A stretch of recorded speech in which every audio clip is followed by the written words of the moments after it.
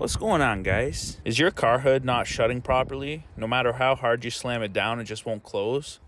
Got a little trick for you with this classic WD-40. This sweet nectar has a lot of uses. Pretty much what you want to do is get to this area under your hood where we have the spring here.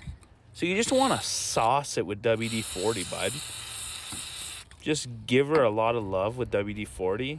Then you want to take your handy dandy screwdriver and just work in the spring. You can lubricate it with the WD-40 at the same time. That helps a lot.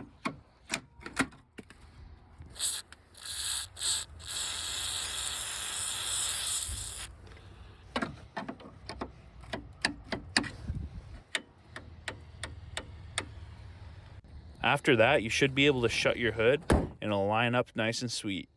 Thanks for watching, bros. Have a good one.